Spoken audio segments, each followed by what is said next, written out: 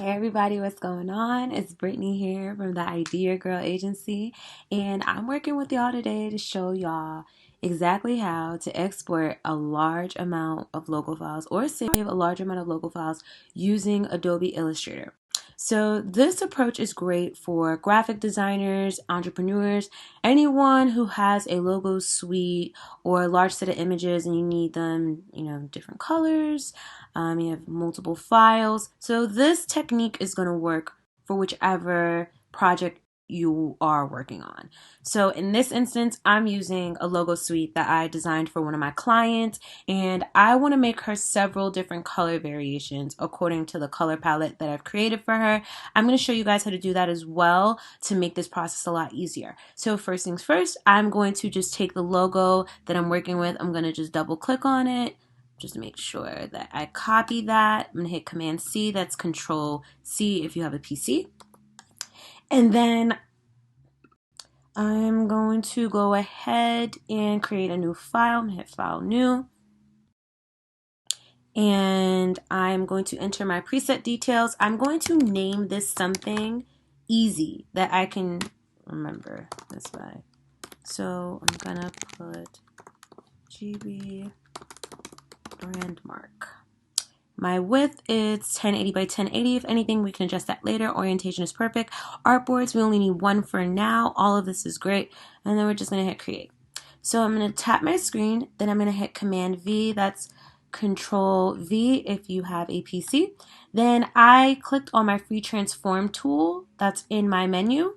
Then you can see here when I hover over the corner, that is like diagonal, you can see the arrow just changes, signifying that I'm going to be drawing this out from the corner. But I want this to scale properly. So I'm going to hold the shift key and I'm going to just drag this out to the size that I want. This looks great. And then I am now just going to zoom out a bit. I am going to hit my artboard tool and I'm just going to adjust the padding just a little bit. Just a tiny bit on the sides. The next thing I want to do is right over where it says 01 artboard. I'll just zoom in there so everyone can see. I'm just double click on that. And I'm actually going to name this something similar to what I named my preset details. So I'm going to put this as Good Body GB brand mark. Now, remember earlier I was mentioning about color library. So in Adobe, you have the ability to make your own library based on your brand colors. So these are all of the brand colors that I use for my project, and you can make one as easy as just clicking on libraries. But first you want to make sure that you have the libraries window open. So you'll just go to window and you'll just make sure libraries is on, and you can just drag it over to your desk. Then from there you're going to hit create new library. So I'm just going to write sample, hit create. And then for whichever color you choose, I'm just going to make a block. You're going to click on the fill color. And then you're going to click on the plus sign that is on the bottom right corner of your workspace. You're going to click add content. And then you're going to click on add your fill color. And the hex color is going to, the hex code is going to pop up with the color, and you can just do that for every single color you have. You can also do that with text. I can show you guys how to do that in another tutorial, especially for InDesign. So I'm going to just go back to my color palette for my client, and I'm going to zoom out. So I also went ahead and named every color. So I'm going to just, take every name and just kind of make every single variation in that. So I'm going to just zoom out. I'm going to just show you guys how to do the first one. So I put a hyphen and then I put the details, the color details there. So all about the Benjamins. If you are a Biggie Lil Kim fan, you know exactly what song this is. This looks perfect. I'm going to hit OK.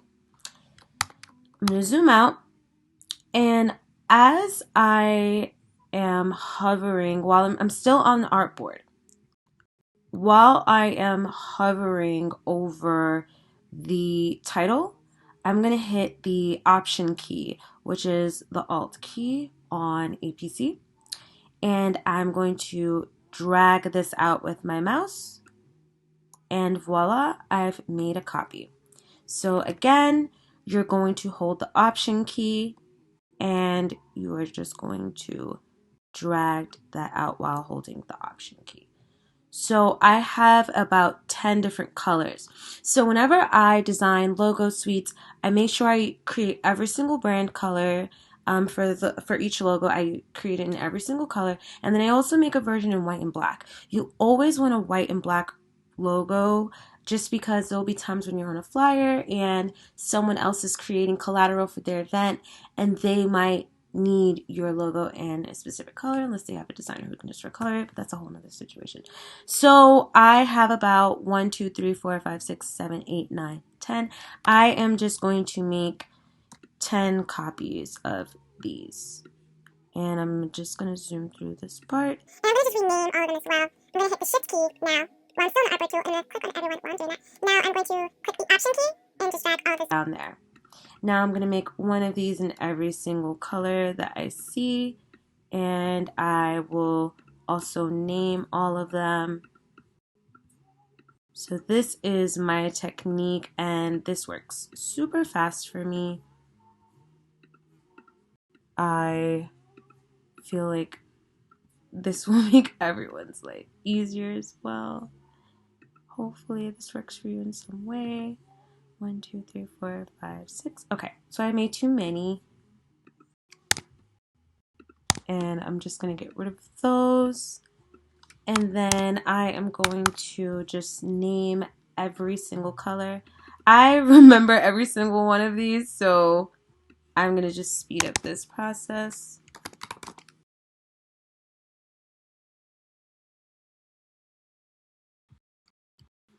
Okay, so I went ahead and I named every single color that I had.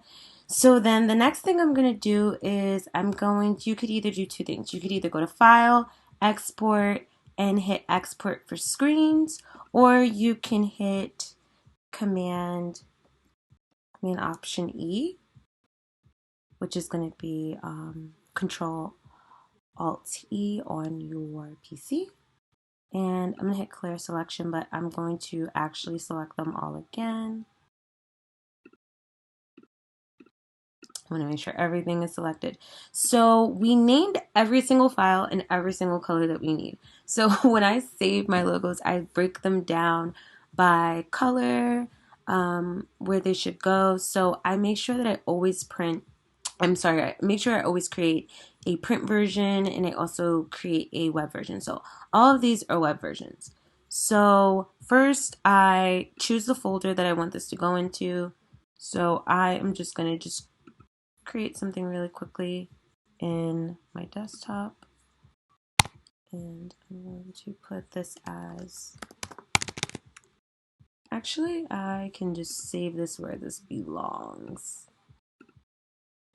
So I probably can even just do a tutorial for you guys on doing how I organize my design folders. This is just kind of like a glimpse of how I separate them. So I'm going to put this as, I have about 6 brand marks. So I'm going to put this as brand mark number 7. And I'm going to create one for web. And I'm going to go back. I'm going to create one for print. I'm going to show you why I created 2.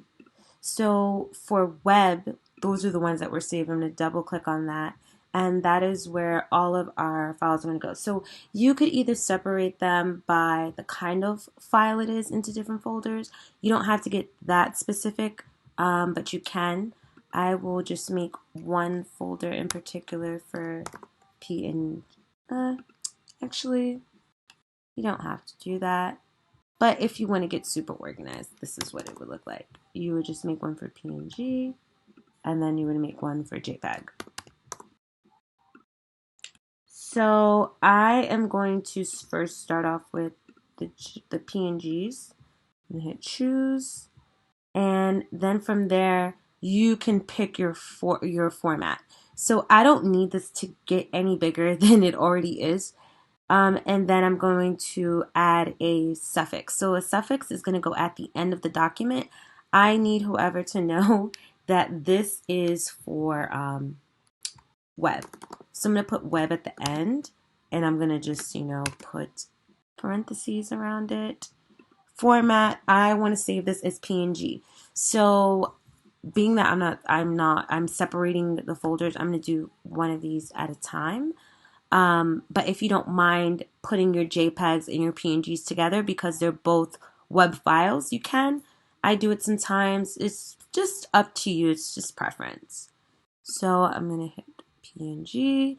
Then I'm going to just hit the wheel and just make sure that my background's transparent. Perfect. It's transparent. I'm going to make sure that's on. Then my suffix is there. I don't need to put a prefix there. And I'm just going to hit export artboard.